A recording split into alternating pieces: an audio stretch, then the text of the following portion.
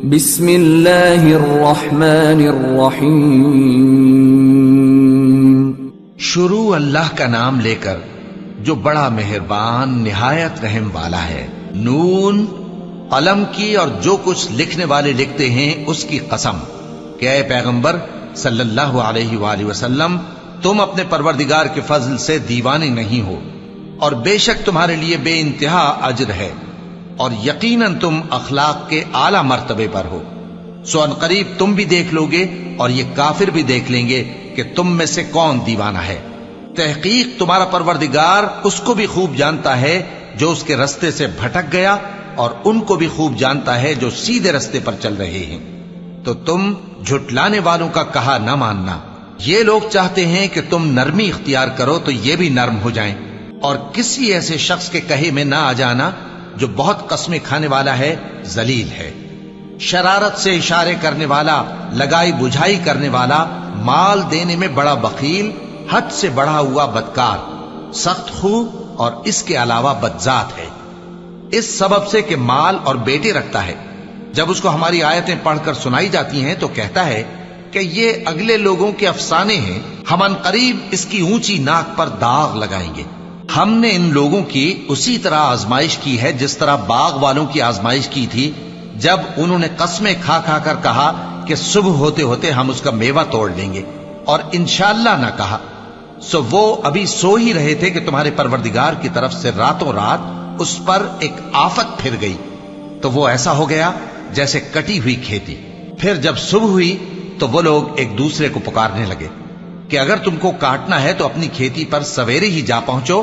سو وہ چل پڑے اور آپس میں چپ کے کہتے جاتے تھے کہ آج وہاں تمہارے پاس کوئی فقیر نہ آنے پائے، اور کوشش کے ساتھ سویرے ہی جا پہنچے، گویا پیداوار پر قادر ہیں۔ پھر جب انہوں نے باغ کو دیکھا تو ویران، کہنے لگے کہ ہم رستہ بھول گئے ہیں، نہیں بلکہ ہم بے نصیب ہو گئے۔ ایک جو ان میں سمجھدار تھا بولا، کیا میں نے تم سے نہیں کہا تھا کہ تم تسبیح کیوں نہیں کرتے؟ دوسرے کہنے لگے کہ ہمارا پروردگار پاک ہے، بے شک ہم ہی قصوروار تھے۔ پھر لگے ایک دوسرے کی طرف رخ کر کے ملامت کرنے، کہنے لگے ہائے شامت، ہم ہی حد سے بڑھ گئے تھے، امید ہے کہ ہمارا پروردگار اس کے بدلے میں ہمیں اس سے بہتر باغ عنایت کرے۔ ہم اپنے پروردگار کی طرف رجوع کرتے ہیں، دیکھو عذاب یوں ہوتا ہے، اور آخرت کا عذاب سب سے بڑھ کر ہوگا، کاش یہ لوگ جانتے ہوتے۔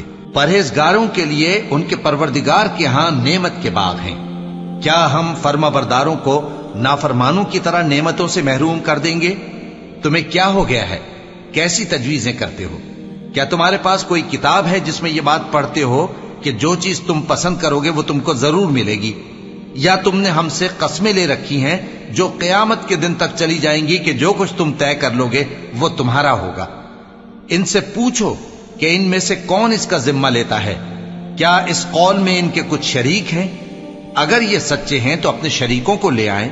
جس دن پنڈلی سے کپڑا اٹھا دیا جائے گا اور کفار سجدے کے لیے بلائے جائیں گے، پھر وہ سجدہ نہ کر سکیں گے، ان کی آنکھیں جھکی ہوئی ہوں گی اور ان پر ذلت چھا رہی ہوگی، حالانکہ پہلے اس وقت سجدے کے لیے بلائے جاتے تھے جبکہ وہ صحیح و سالم تھے۔ سو مجھ کو اس کلام کے جھٹلانے والوں سے سمجھ لینے دو، ہم ان کو آہستہ آہستہ ایسے طریق سے پکڑیں گے کہ ان کو خبر بھی نہ ہوگی، اور میں ان کو مہلت دیے جاتا ہوں، میرا داؤں بڑا مضبوط ہے۔ اے نبی، کیا تم ان سے کچھ معاوضہ مانگتے ہو کہ ان پر تاوان کا بوجھ پڑ رہا ہے، یا ان کے پاس غیب کی خبر ہے کہ اسے لکھتے جاتے ہیں؟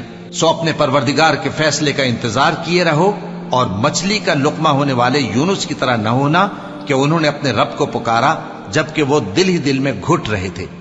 اگر ان کے پروردگار کی مہربانی ان کو نہ سنبھال لیتی تو وہ چٹیل میدان میں ڈال دیے جاتے مذموم حالت میں۔ پھر ان کے پروردگار نے ان کو برگزیدہ کر کے نیکوکاروں میں شامل کر لیا۔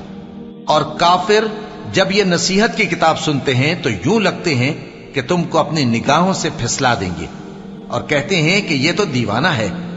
اور لوگوں، یہ قرآن تمام جہانوں کے لیے نصیحت ہے۔ صدق اللہ العظیم۔